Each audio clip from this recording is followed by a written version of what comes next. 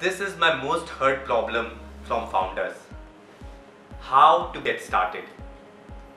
In this video, let me share with you that what options you have once you have an idea how to get your product built. There are various ways that you can get your product built. You can learn to code or code yourself. You can hire a CTO. You can find a virtual CTO. You can find an agency, or you can find a freelancer. So these are the major ways that I see that you can get your product built. And in this video, I'm sharing what are the pros and cons of each technique and what you can expect from each.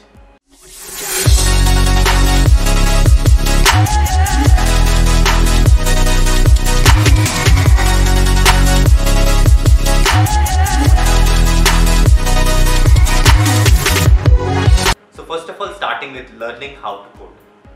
This option, I believe, only applies when you already have some experience developing products. It is very difficult if you are going to start learning code today and you can get to a point where you can build a substantial product, because a product development would require a lot of aspects, like there could be front end, back end, database, cloud computing and so on. So unless you are already a coder, it is a difficult ask to learn and build your product. The second option could be hire a CTO. Hire a CTO is a very good option if you have someone already in touch with you, maybe a co-founder or maybe someone who you already know and they are willing to come in with the same passion and energy.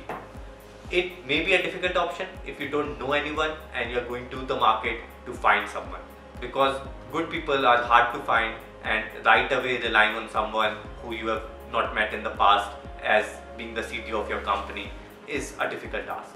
So unless you have someone in your network, maybe you got to miss this option. The next option, a sub option of this one, could be hiring a virtual CTO, which is someone who comes in part-time and you get started with him or her. They start taking up those responsibilities and then gradually grow up into the role.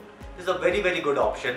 The only risk being that these people, unless they are eventually committed or eventually see the action, they may drift away. So it could happen that you start with someone as a consultant, but they may get some other gig also coming, because again there's so much demand for consulting CTOs or good developers that it is really difficult to keep the flock together unless you already have the things in motion accordingly.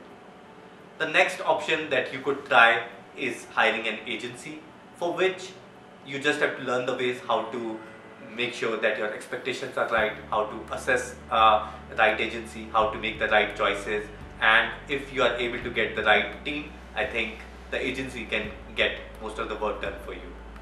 I believe it's a very good option because you can then focus on building your business while everything else can be taken care of by the agency. The only downside is getting stuck with the wrong agency, so play your cards wisely. The last option could be that you could hire a freelancer. A freelancer is a very good option to build a quick prototype, or someone who could work alongside you, who you feel you could give some equity later, or you could onboard them as your employee later, and so on. So these are very good advantages of a freelancer. Disadvantages are that a freelancer comes with really no strings attached. So again, I've seen in the past that many times freelancers could drift away, freelancers could stop picking your phone or may vanish in thin air. So these are some of the risks with a freelancer, but if you can manage them, you can even work with a freelancer. So these are my takeaways, which I feel that you can consider to find your best path for your product. I share more such tips and things that you can do in my upcoming book, The Zero Hiccup Way to Build a Technology Product. The link is in the comments.